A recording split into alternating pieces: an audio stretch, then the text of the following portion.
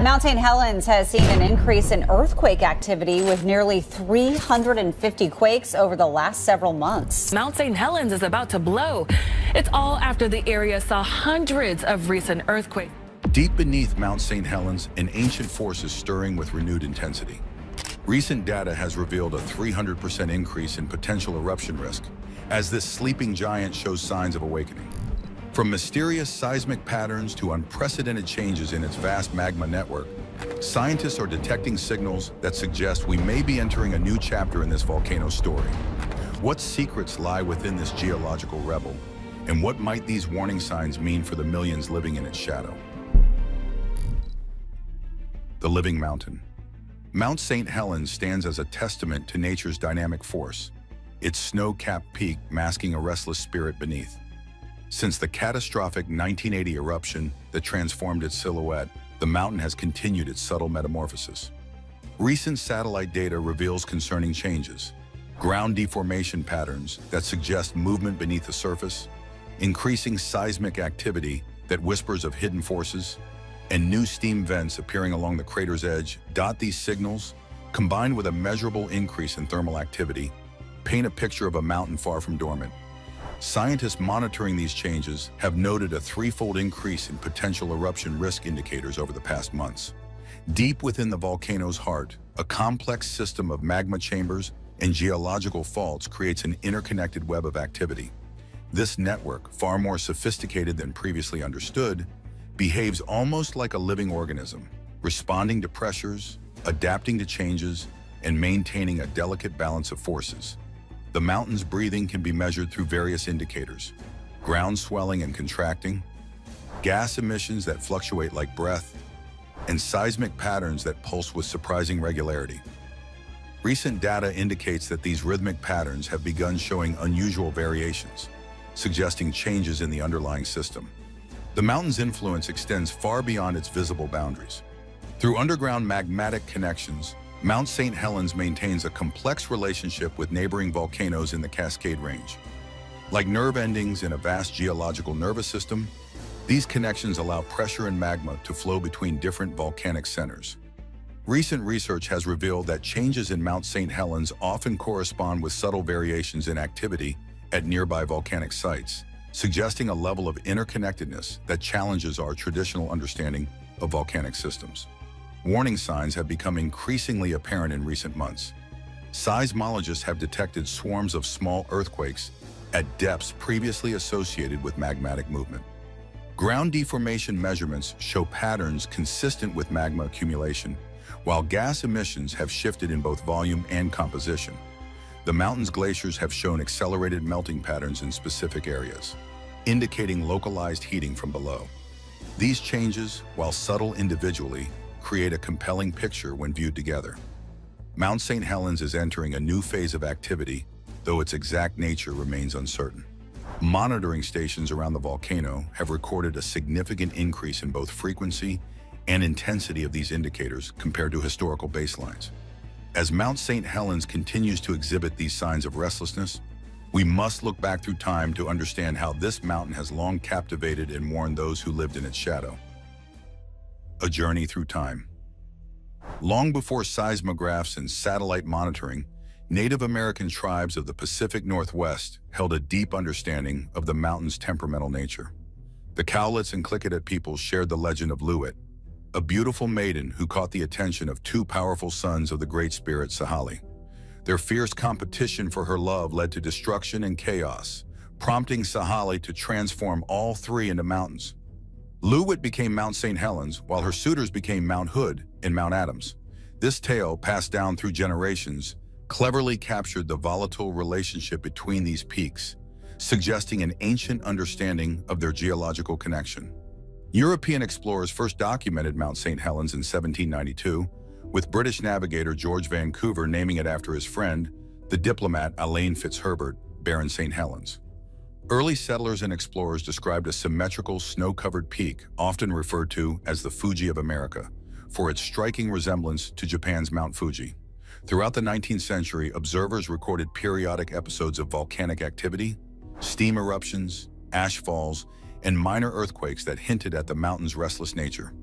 These historical accounts, though lacking scientific precision, provided crucial baseline information about the volcano's behavior patterns. The morning of May 18, 1980, marked a turning point that would forever change our understanding of volcanic hazards. At 8:32 a.m., a magnitude 5.1 earthquake triggered the largest landslide in recorded history, destabilizing the mountain's north face. The subsequent lateral blasts, traveling at speeds of up to 300 miles per hour, devastated an area of 230 square miles. Within minutes, the mountain's elevation dropped by 1,300 feet, and a mushroom cloud of ash rose 80,000 feet into the atmosphere. The eruption claimed 57 lives and caused unprecedented ecological destruction, serving as a stark reminder of nature's raw power. The transformation of the landscape was immediate and profound. Blast-felled trees lay like matchsticks across the terrain, while pyroclastic flows carved new valleys and filled existing ones.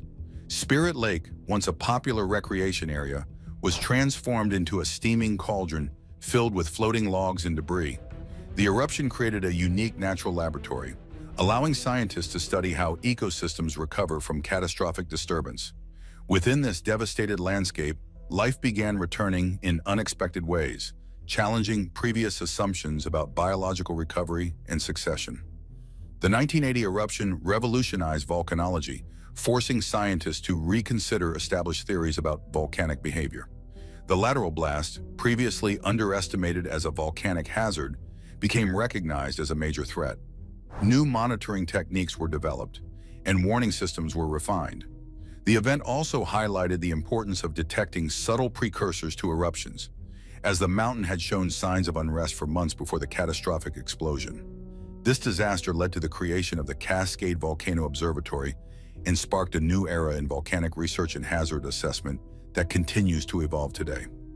As Mount St. Helens reshaped our understanding of volcanic behavior in 1980, scientists began uncovering an even more remarkable discovery: a vast, hidden network connecting this volatile peak to its neighboring giants in ways never before imagined. The underground labyrinth, networks and secrets beneath Mount St. Helens. The Cascade Range stretches like a geological backbone along the Pacific Northwest, but beneath its majestic peaks lies something far more intricate. Recent studies reveal an interconnected network of magma chambers and pathways, challenging our understanding of these volcanic systems. The range isn't merely a collection of individual volcanoes, but rather a complex web of subterranean connections that extend for hundreds of miles beneath the Earth's surface. This network allows pressure, heat, and molten rock to move and influence neighboring volcanoes in ways scientists are only beginning to comprehend. Deep beneath the surface, vast highways of magma create a dynamic system of pressure and release. These pathways, formed over millions of years, serve as conduits through which molten rock can flow between different volcanic centers. Using advanced seismic imaging techniques, scientists have mapped these underground passages, revealing a network more extensive and interconnected than previously thought. These magnetic highways don't just transport molten rock, they also distribute pressure and heat throughout the system, creating a delicate balance that can be disrupted by changes in any part of the network. Mount St. Helens occupies a unique position within this network, sitting unusually far west of the main Cascade volcanic arc. This geographical rebel breaks conventional rules about where volcanoes should form, suggesting hidden complexities in the underlying geological structure. The volcano sits above a section of the subducting plate that's significantly shallower than its neighbors, at just 42 miles depth compared to the typical 62 miles seen beneath other Cascade volcanoes. This anomaly has puzzled scientists for decades and hints at unique conditions driving the mountain's violent behavior. Beneath Mount St. Helens lies an enormous magma reservoir, vastly larger than previously estimated. Recent seismic studies suggest this chamber could theoretically fill the Grand Canyon multiple times over. The reservoir isn't a simple pool of molten rock, but rather a complex system of interconnected chambers and smaller pockets, each playing a crucial role in the volcano's behavior. The magma within varies in temperature, composition, and mobility, creating a dynamic system that influences surface activity. The mountain bears ancient geological scars that tell a story of past transformations. These marks, left by tectonic collisions and volcanic activity spanning millions of years, continue to influence how magma moves through the system today. One key player in this geological drama is Silesia, an ancient volcanic plateau that collided with North America roughly 50 million years ago. The collision left behind a tectonic suture that scientists believe lies directly beneath Mount St. Helens, potentially explaining its unusual location and behavior. A massive formation known as the batholith barrier plays a crucial role in directing magma flow beneath the volcano. This ancient body of cooled magma acts like a massive underground dam, preventing magma from rising directly to the east of Mount St. Helens. Instead, it forces the molten rock to find alternative paths upward, creating the unique patterns of activity we observe at the surface. The interaction between this barrier and surrounding rock formations helps explain why eruptions occur where and how they do. Seismic waves traveling through the Earth reveal crucial information about what lies beneath. Recent studies show dramatic slowdowns in seismic wave speeds in a zone east of Mount St. Helens, approximately 10 to 20 miles deep. This sluggish behavior suggests the presence of partially molten rock or unique mineral compositions that could influence future volcanic activity. These seismic whispers provide vital clues about the mountain's internal structure and potential future behavior. The volcano's magnetic system operates like a complex pressure cooker, with various release valves and safety mechanisms built into the geological structure. Magma doesn't simply rise straight up from depth. It follows intricate paths determined by zones of weakness in the surrounding rock. These pathways, shaped by ancient geological events, create a network of possible routes for magma to reach the surface. Understanding these routes helps scientists better predict where and how future eruptions might occur. Recent seismic data has revealed previously unknown chambers and connections within this vast network. Using advanced imaging techniques, researchers have identified new magma pockets and potential pathways that could influence future volcanic activity. These discoveries suggest that the mountain's plumbing system is even more complex than previously thought, with multiple layers of chambers and conduits working together to drive volcanic activity. This improved understanding of the subsurface structure helps scientists better assess the potential for future eruptions and their likely characteristics. Life in the extreme. Within the scalding caves and toxic crevices of Mount St. Helens, scientists have discovered something extraordinary, life thriving in conditions that should make existence impossible. These extremophiles, microorganisms adapted to extreme environments, were found flourishing in volcanic vents where temperatures exceed 100 degrees Celsius and acidity levels would dissolve ordinary cells. The discovery, made during routine geological surveys, has forced scientists to reconsider the very boundaries of what we consider habitable. These resilient organisms not only survive, but thrive in an environment more alien than many places on Earth. The survival mechanisms these microbes have developed border on the miraculous. Some produce specialized enzymes that remain stable at temperatures that would cook ordinary proteins. Others have evolved unique cell membranes that withstand intense pressure and acidity levels thousands of times stronger than lemon juice. Perhaps most remarkably, certain species have developed the ability to derive energy from inorganic compounds in the volcanic rock itself, turning what should be a lethal environment into a source of sustenance. These adaptations represent biological innovations that challenge our understanding of life's fundamental requirements. The study of these volcanic extremophiles has revolutionized our understanding of life's potential. Their existence suggests that life can adapt to virtually any condition given enough time and evolutionary pressure. These organisms have developed biochemical processes previously unknown to science, some of which are already finding applications in industrial processes and medical research. Their unique enzymes are being studied for potential use in everything from biofuel production to new pharmaceutical manufacturing techniques. Each new discovery about their survival mechanisms opens up new possibilities for biotechnology applications. Looking beyond Earth, these hardy microbes offer tantalizing hints about the potential for life on other worlds. The conditions these organisms tolerate aren't unlike those found on Mars, Europa, or other celestial bodies. If life can thrive in the extreme conditions of Mount St. Helens volcanic vents, similar organisms might exist in the ice-covered oceans of Jupiter's moons or in Martian subsurface hot springs. These extremophiles have become a crucial reference point for astrobiologists designing missions to search for extraterrestrial life. helping them understand what biosignatures to look for on other worlds. Current research continues to reveal new surprises about these remarkable organisms. Scientists recently discovered that some extremophile species can survive dormant for decades, awakening when conditions become favorable. Others show signs of horizontal gene transfer, sharing survival adaptations between different species in real time, a finding that could revolutionize our understanding of evolution. Ongoing studies are also exploring their potential role in early Earth environments, suggesting these organisms might represent living fossils of life's earliest forms on our planet. As technology advances, researchers are uncovering more species and new adaptations, each discovery adding another piece to the puzzle of life's incredible resilience. Reading the signs. Modern monitoring of Mount St. Helens represents a sophisticated fusion of technology and scientific expertise. Networks of seismometers, GPS stations, and gas sensors blanket the volcano, providing real-time data about every subtle movement and emission. Satellite imagery tracks ground deformation patterns that might indicate magma movement, while specialized equipment measures the composition of gases escaping from vents and fissures. This comprehensive monitoring system, one of the most advanced in the world, serves as an early warning network that can detect even the smallest changes in volcanic behavior. Recent upgrades to this system have revealed patterns of activity that were previously invisible to scientists, offering new insights into the mountain's restless nature.